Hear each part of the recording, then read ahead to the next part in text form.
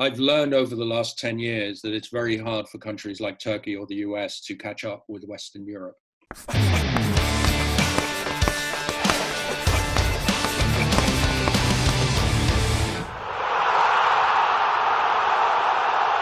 I think I'm going to ask the first question as translator.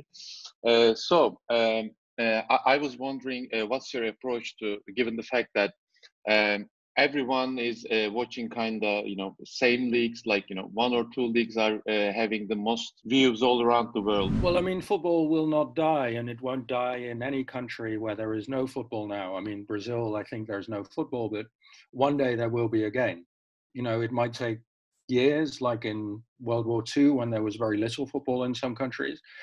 But this is just, football is asleep, but it is not dead in these countries. Geçenlerde Barcelona'nın Innovation Hub ile alakalı bir yazısını okudum. Barcelona etkileri davet etmişti Kuper'i. Bundan 10-15 yıl sonra tekrar bir futbol sadece futbol değildir yazdığı zaman Dinamo Kiev'in laboratuvarı gibi Barcelona mı şekillendirecek dünyadaki futbolu veyahut da başka bir trend bir moda olacak? Başka bir şey mi yazar? 10-15 yıl sonra futbol asla sadece futbol değildir kitabı. Well, I'm writing a book about FC Barcelona now. The article you mentioned, I wrote last February, and I spent time at Barcelona, and then I decided I should write a book about the club, and that's what I'm doing now. And the club gave me a lot of access. I made many visits in the last year. And I'm writing a book now which is about three topics. Johan Cruyff, who I grew up, he was my hero as a child. I grew up in Holland. And Cruyff is the man who reinvented football. He is the Freud or the Einstein of football. And he creates the Barcelona style, but also maybe to a large degree the style of the pressing of Liverpool today. It comes from what Cruyff and Michels invented at Ajax in the 1960s, 70s. And so that's one part of the book. Messi, how does Messi do what he does? And how he is the most powerful person inside the club. So we think that Messi has no personality, but in fact, he's a very dominant figure who makes a lot of the decisions at Barcelona. People in the club are very afraid of him. And the other part is, how does a modern club work? Everything from psychologists to nutritionists to data analysts.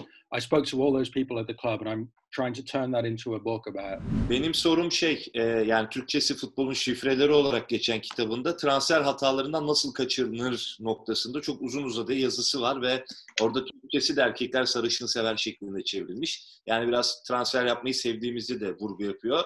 Koronavirüs dönemi sonrası, Covid-19 dönemi sonrası dünya transfer piyasası nasıl olacak? Bu konuda herkesin büyük bir merakı var. Bu işte uzmanlaşmış biri olarak yeni transfer dönemini nasıl değerlendiriyor? Nasıl bir öngörüsü var bu konuda? Well, I spoke to someone at FC Barcelona about this a couple of weeks ago, and he said we're going to do a lot of trades. So I give you one player, you give me one player. We don't exchange much money, maybe a small sum of money. You see, that's how they're trying to buy Martinez from Inter Milan now, because clubs just don't have money. And so a lot of players will be on free transfers, because if you're 27, 28, your transfer has expired, you have a big salary, but you're not the best player in the world. Nobody wants you now. They cut your salary. Clubs are desperately trying to save money. So a lot of players will be free. A lot of players will lose their jobs. So a club will go from a squad of 28 players to just 20 players, and then a few youth players. So Barcelona is not going to pay 200 million for Neymar. Nobody will pay that now. But they will offer 4 or 5 players for Neymar. Bu tabii Ajax'ın kitabını da yazmıştı Kuper, ama yaklaşık 2 sene önce vermiş olduğu bir demeçte Hollanda futbolu aptallaştı demişti. Yani bu şimdi Hollanda futbolu aptallaşmasına rağmen birçok transfer yapılıyor Hollanda kulüplerinden, özellikle Premier Lig'e ve diğer majör liglere. Oradaki teknik direktör gelişiminde bir problem varken Avrupalılar için Hollanda futbolcularını tercih ediyorlar? Yani bu kadar aptallaşan bir ligden oyuncu almak bir risk değil mi ona göre? Onu sormak istiyorum. I mean, I wrote about Dutch football becoming stupid about 2 or 3 years ago. Yeah. And then it changed. Ajax, I think you heard me say Ajax began playing much more fast pressing football, more like Liverpool. Holland began thinking again, because Dutch football was the most intelligent football. They don't have as many good players as, they have smaller numbers of players as Germany or France. So the Dutch have to be more intelligent, and they became more intelligent. The national team is back. I think we now have one of the strongest national teams in Europe again, which is great. Covid-19 dönemiyle beraber fark yaratacak bir kulüp olduğunu düşünüyor mu? Yani özellikle ekonomisiyle, sağlam yapısıyla ve hazırlığıyla en dikkat çekici kulüp kim olur? Böyle bir öngörüsü var mı? I would say maybe Chelsea, because it was great for Chelsea that they didn't have to spend last summer when players were expensive, and they can spend this summer when players are cheap. Ben sadece kendi adıma son soruyu soracağım. Hani futbolun gelişiminde Guardiola, Klopp gibi adamlar var ama esasında hepsine hipster teknik direktörler diyoruz.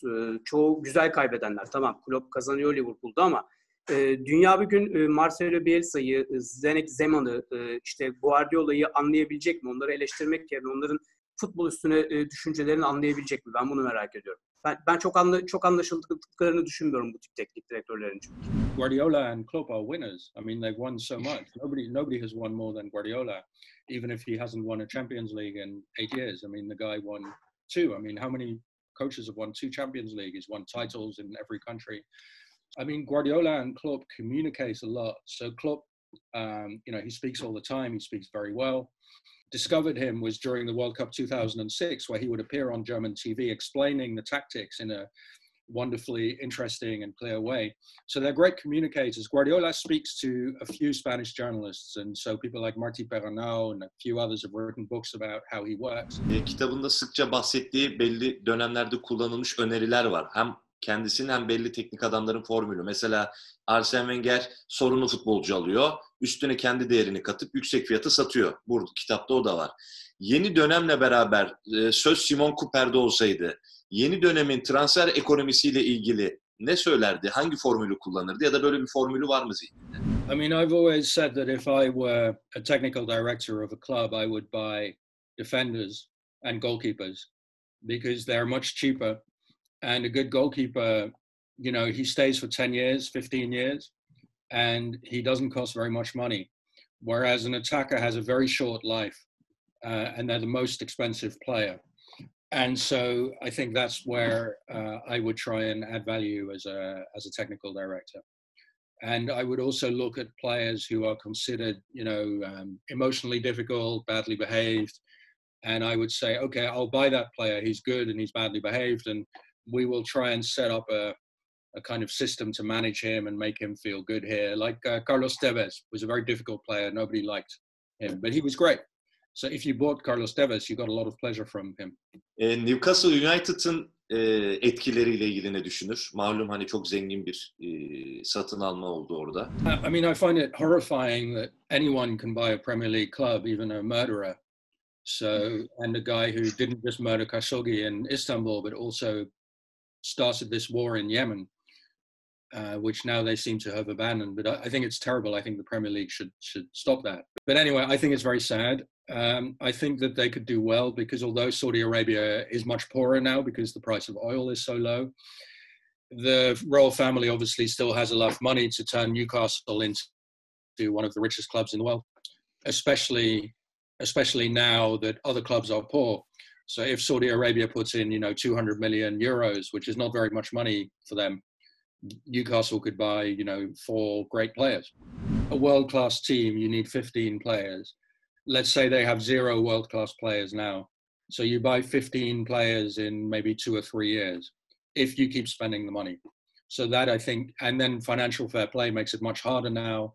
Abramovich could do that with Chelsea in 2003-04 because there was no financial fair play. Kitabı tabii biraz eski tarihli ve burada transfer yapacağınızda, yani yeni bir oyuncu alacağınızda mevcut oyuncuların sözleşmesine katkı sunun. Onun maaşlarını arttırın, performansı artar diyoruz. Hala bu gerçek mi ona göre? Rakamları, çalışmalar hala bunu söylüyor mu? Yeni normalde bu da bir yöntem olabilir mi? Well, clubs have to make much better choices now about how they spend their money because they are losing so much money. So when you have less money, you are forced to become more intelligent. So yeah, the logical thing would be to, whereas if you just trade a player, which of course in the US sports is much more common, you save all that money. So I think that player trading without money, and also, as you say, just keeping the good players you have by raising their salaries. You don't even have to raise their salaries now. You just have to keep the salary at what it was, because most most people in the economy and most people in football are going to see their salaries fall sharply. It's already happening. Yeah. If there's no crowds next season, and I believe there will be no crowds next season, football income will keep falling. So if a player is earning 1 million euros and you say, you know what, you will keep paying you 1 million. You don't have to take a salary cut. That's great. That's for today's standards. That's great. Daha önce Türkiye'nin tabii 2000'li yıllara kadar kupa kazanamamasını anormal bulmuştu. İşte İngiltere'den 8 yenilmiş olan maçlar vardı. Önümüzdeki yıllarda özellikle Türkiye'den de çok futbolcunun Avrupa'ya ihraç olmasıyla futbolda tekrar bir damga vurabileceğini düşünüyor mu Türkiye'nin? Well, in the first edition of Soccernomics, which was 2009, we predicted Turkey as one of the countries that would rise and succeed. We thought Turkey would come closer to Europe in politics and economics, and also in football. Of course, that didn't happen at all. And we thought in 2009, well, Western Europe is dominant in football, the national teams, but that cannot last because Western Europe is just 5% of the world's population. So big countries like Turkey, the US, Japan will learn and catch up. But it hasn't happened. So you've seen that Western Europe has now won 4 World Cups in a row since 2006. And countries like Turkey haven't caught up at all. And if you look at 2002, when Turkey did well, I think a lot of that was because a lot of those players were raised in Germany and they were really German footballers. I'm not talking about the clubs. Obviously, Barcelona and Manchester City win because they have a lot of money. But Germany, Holland, Belgium win not because they buy players, but because they have the best training methods. So I've learned over the last 10 years that it's very hard for countries like Turkey or the US to catch up with Western Europe. Thank you very much again. Thank you. I enjoyed it. Thanks very, very much. Okay. Nice to meet you all. See you in real life one day, I hope.